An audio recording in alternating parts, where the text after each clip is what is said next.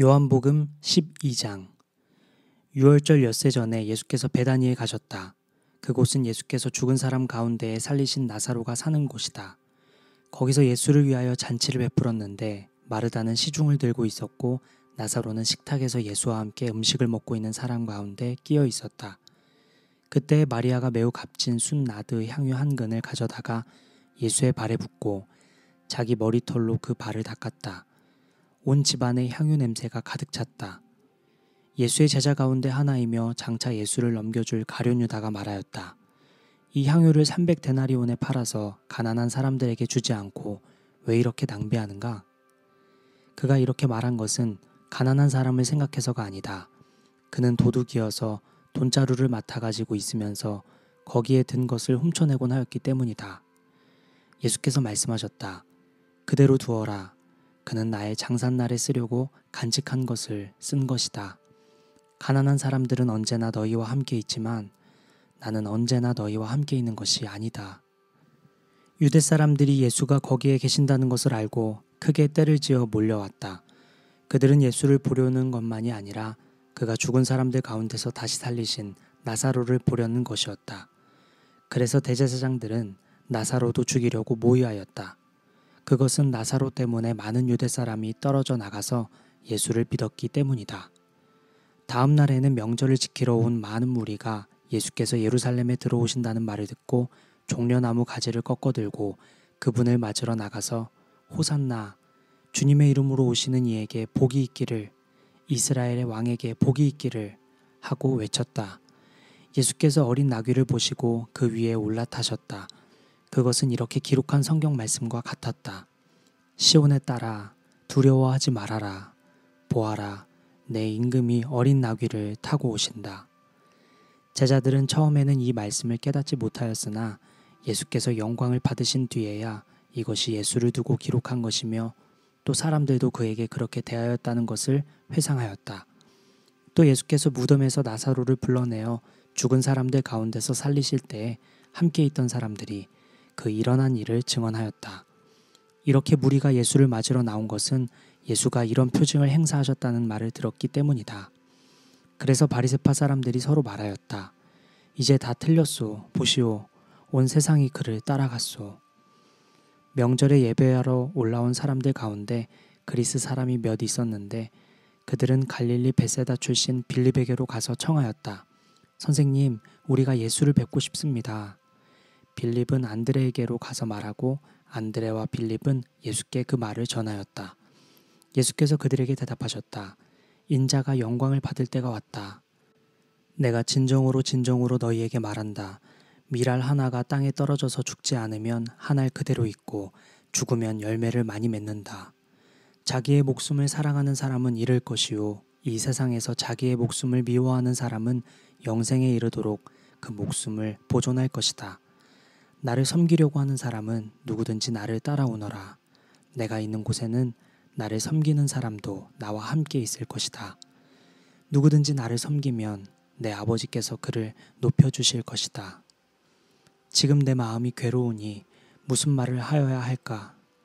아버지, 이 시간을 벗어나게 하여 주십시오. 하고 말할까? 아니다. 나는 바로 이 일 때문에 이 때에 왔다.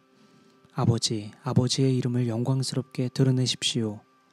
그때 하늘에서 소리가 들려왔다. 내가 이미 영광되게 하였고 앞으로도 영광되게 하겠다. 거기에 서서 듣고 있던 무리 가운데서 더러는 천둥이 울렸다고 하고 또 더러는 천사가 그에게 말하였다고 하였다. 예수께서 대답하셨다. 이 소리가 난 것은 나를 위해서가 아니라 너희를 위해서이다. 지금은 이 세상이 심판을 받을 때이다. 이제는 이 세상의 통치자가 쫓겨날 것이다. 내가 땅에서 들려서 올라갈 때에 나는 모든 사람을 내게로 이끌어 올 것이다. 이것은 예수께서 자기가 당하실 죽음이 어떠한 것인지를 암시하려고 하신 말씀이다. 그때의 무리가 예수께 말하였다. 우리는 율법에서 그리스도는 영원히 살아계신다는 것을 배웠습니다. 그런데 어떻게 당신은 인자가 들려야 한다고 말씀하십니까? 인자가 누구입니까? 예수께서 그들에게 대답하셨다. 아직 얼마 동안은 빛이 너희 가운데 있을 것이다. 빛이 있는 동안에 걸어 다녀라. 어둠이 너희를 이기지 못하게 하여라. 어둠 속을 다니는 사람은 자기가 어디로 가는지를 모른다. 빛이 있는 동안에 너희는 그 빛을 믿어서 빛의 자녀가 되어라. 이 말씀을 하신 뒤에 예수께서는 그들을 떠나서 몸을 숨기셨다. 예수께서 그렇게 많은 표징을 그들 앞에 행하셨으나 그들은 예수를 믿지 아니하였다. 그리하여 예언자 이사야가 한 말이 이루어졌다. 주님, 우리가 전한 것을 누가 믿었으며 주님의 팔이 누구에게 나타났습니까? 그들이 믿을 수 없었던 까닭을 이사야가 또 이렇게 말하였다. 주님께서 그들의 눈을 멀게 하시고 그들의 마음을 무디게 하셨다. 그것은 그들이 눈이 있어도 보지 못하게 하고 마음으로 깨달아서 돌아서지 못하게 하여 나에게 고침을 받지 못하게 하려는 것이다. 이사야가 이렇게 말한 것은 그가 예수의 영광을 보았기 때문이다. 이 말은 그가 예수를 가리켜서 한 것이다. 지도자 가운데서도 예수를 믿는 사람이 많이 생겼으나 그들은 바리새파 사람들 때문에 믿는다는 사실을 드러내지는 못하였다. 그것은 그들이 회당에서 쫓겨날까 봐 두려워하였기 때문이다. 그들은 하나님의 영광보다도 사람의 영광을 더 사랑하였다. 예수께서 큰 소리로 말씀하셨다. 나를 믿는 사람은 나를 믿는 것이 아니라 나를 보내신 분을 믿는 것이요. 나를 보는 사람은 나를 보내신 분을 보는 것이다. 나는 빛으로서 세상에 왔다. 그것은 나를 믿는 사람은 아무도 어둠 속에 머무르지 않도록 하려는 것이다.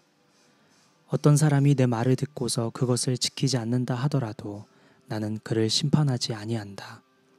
나는 세상을 심판하러 온 것이 아니라 구원하러 왔다.